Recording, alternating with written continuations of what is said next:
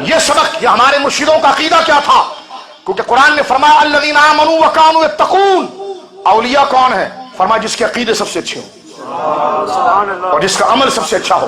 اور سرکار مجدد پاک نے آپ کی تصوف کی خدمات لازوال خدمات ہے۔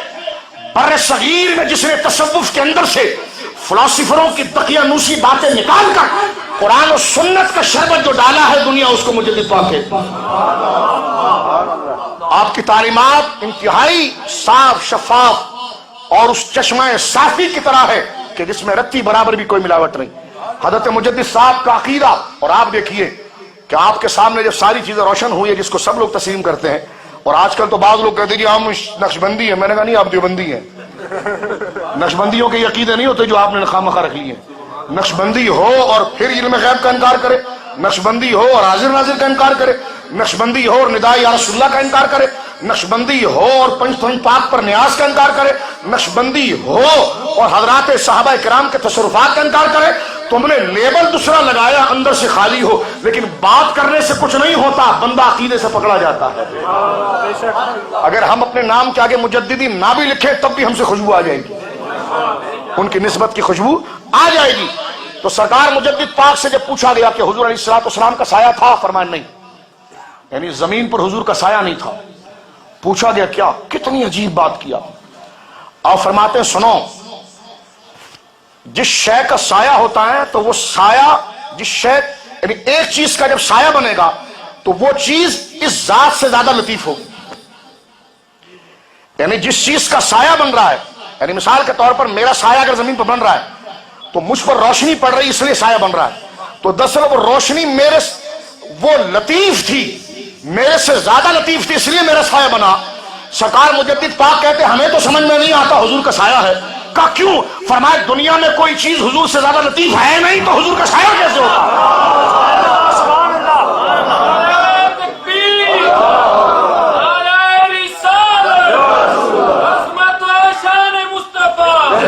اگر آپ ادھر آئیے تو جناب مناظروں کی بحث لگی ہوئی ہے، معاملات کی بحث لگی ہوئی ہے۔ اور جب مسئلہ علم غیب کے بارے میں آپ سے پوچھا گیا کہ سرکار دو عالم صلی اللہ علیہ وسلم کو علم غیب ہے، تو مجدد پاک رضی اللہ عنہ فرماتے اپنے مریدین کے لیے، فرمایا آقا علیہ الصلوۃ والسلام تو منبع فیض اصلی ہے۔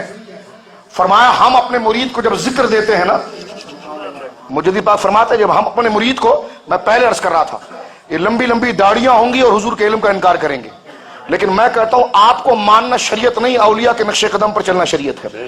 تو آؤ ان کے قاعدے اٹھا کر دیکھیے۔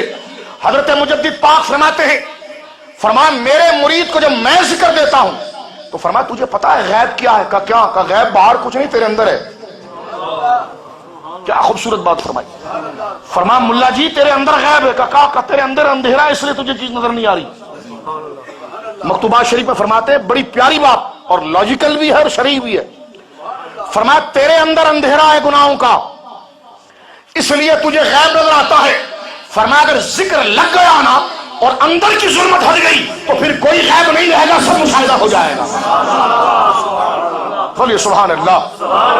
میں پوچھتا ہوں مجھے بتائیے کہ سرکار مجدد پاک اپنے حلقہ ذکر کے صحبت یافتہ شخص کے بارے میں عقیدہ رکھتے ہیں، تو آپ کی عقیدگی کی پاکیزگی سرکار کے بارے میں کتنی پارسا ہو۔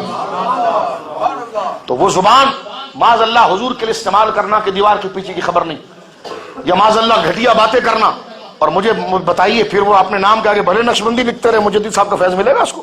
کیونکہ نام لکھنے سے نہیں ہوتا، وہ عقیدہ رکھنے سے ہوتا ہے۔ کس سے ہوتا ہے بولیے؟